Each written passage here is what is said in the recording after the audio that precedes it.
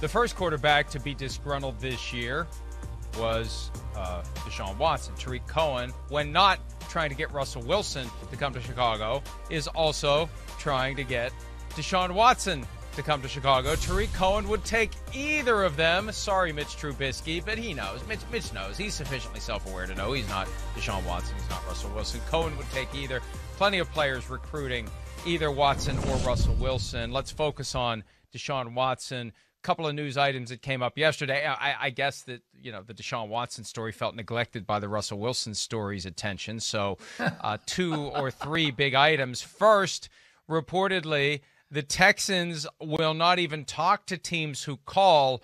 So offers are being left on voicemail for the Houston Texans for Deshaun Watson, Peter. I mean, it sounds like the Texans are like plugging their fingers in their ears and saying, la, la, la, not listening, in order to adhere to this predetermined position that we're not trading him no matter what. And no one can make us an offer we can't refuse if we never actually hear what the offer is. I don't know about leaving offers on voicemail. Look, I wrote the other day in my column that basically, the general manager of the Texans, I almost said the general manager of the Texans, Jack Easterby, the general manager of the Texans, Nick Caserio. I almost said the other day, or I said the other day that Nick Caserio is not entertaining offers, period. He'll talk about any other player on his team, anyone, but he's not talking about Deshaun Watson. Okay, so that is the way it is. Okay, now, as far as whether that is smart or whether that's dumb, well, the reason that if I were fully intending to not trade him, and I would love to get into a very long theoretical discussion about, whether a player who's gotten paid $28.1 million in 4 months and it has one thing, even though the franchise is collapsing, but has one thing go wrong, a very serious thing, but one thing go wrong, all of a sudden says, I'm never playing for the franchise again. What's I guess the one my thing question that you would think be, went wrong? What's the one thing that you think went wrong? Because I feel like it's Cal more than one thing. Cal McNair misled him on whether he was going to have some true input on who the new coach and or GM would be. Okay, it seems like a pretty big thing. It is a big thing, but let me ask you this question. That if that one thing goes wrong, does that mean that you absolutely categorically said they have crossed the Rubicon, I will never play for this franchise again?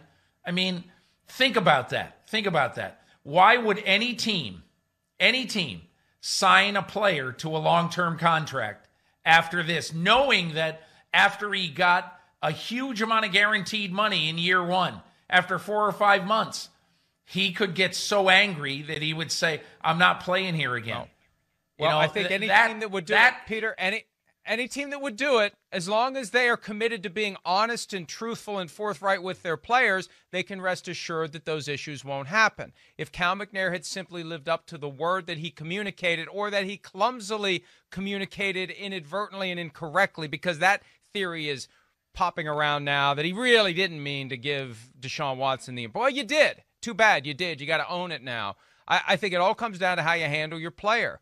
And this happened more quickly than Russell Wilson, but it got off the rails. And how it got to this point is an indictment of the organization. And I feel bad for Caserio. He's the one in there with a mop trying to figure out where to start cleaning up. He's going to be cleaning up all year and beyond. And Watson won't even talk to him. So, you can still pay a player. But Mike, I guess give the guy money doesn't mean you can mistreat him. I'm not saying that he wasn't mistreated, but I'm saying in NFL history, do you think any major player for a team has been misled and or lied to by a team? Yes, probably about 1,000 times.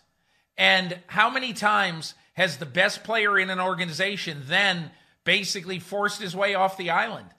And the only point I'm making in this is, and the reason that I believe that this is a time in NFL history that we're going to look back on and say things really changed, hugely in NFL history, is because you are now seeing, Matthew Stafford, different story, but he walks into the owner and says, I want to get traded. They trade him. Tom Brady, totally different story. But Tom Brady says, I want out. He gets out. Okay. And then now you're seeing two more quarterbacks of huge, immense pedigree, two top 5, top 6 quarterbacks in the NFL could both be saying, I want out, and they get out. So all I'm saying is, I wonder why I would sign a player long-term right now. Yeah, maybe you don't. Unless you're going to take better care of him and not give the keys to the franchise to Jack Easterby. Hi, I'm Mike Tirico, and thanks for watching. Make sure to hit subscribe for the latest news and highlights from NBC Sports.